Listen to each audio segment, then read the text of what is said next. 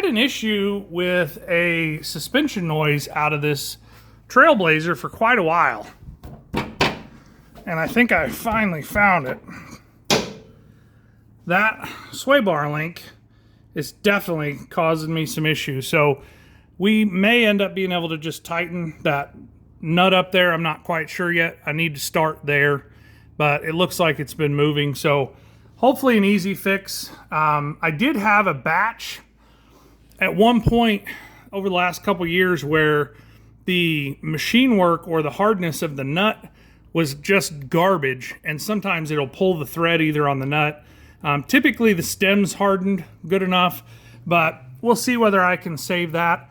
I have done a lot of work on this over the years. These shocks, I would have to say, are probably 5 to 7 years old. We did a like a load cargo style shock to give it a little more support in the rear. We do have some squeaking. I've done many brake jobs on this. This vehicle's got over 300,000 on it. And it's basically due for another brake job now. I know you're really hard to see it, and I know some of the purists out there are gonna be, hey, pull the wheels. And you're right, you're 100% right. But I can see that it's due for a brake job. Like I said, I've worked on a million of these, and I know this one in particular. In pretty good shape. I really don't see a lot of things going on. We have a little schmutz right here out of the fill plug. You'll see that's a custom fill plug. At some point in time, apparently that was seized up and somebody welded a bolt in there to get it in and out. So we need to take a peek at that, make sure it's full, maybe put a little Teflon on it. But other than that, for 300,000 miles, it is very dry under here. And that's not been because, it just hasn't had any leaks. We've addressed those leaks. We've also done a significant amount of front end work under here. And that's probably been that 5 to 7 years ago. It's got newer lower control arms.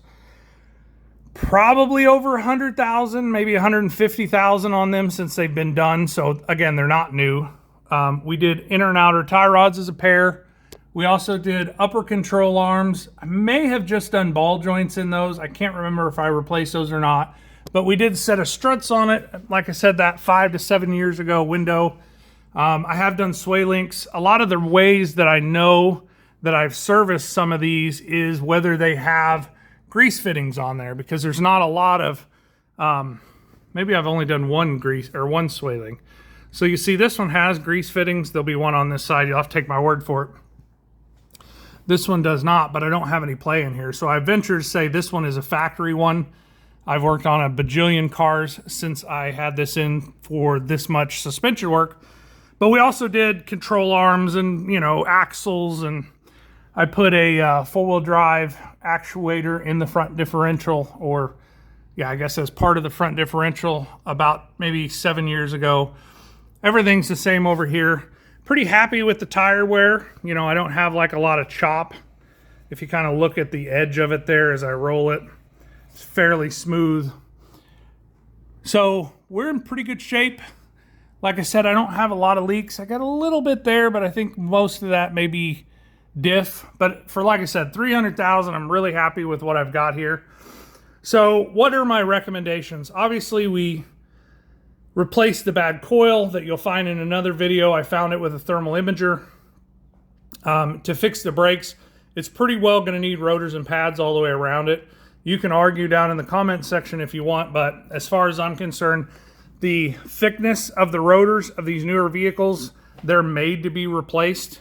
And once you do that, you get, on the low end, probably 20,000 miles. On the high end, I've seen customers get 80 to 100,000 miles out of a brake job, versus machining them down to an inch of their life and you get 10,000 miles and you're back in for another brake job. So basically, rotors and pads, front and rear. We're going to see if we can address that sway link issue.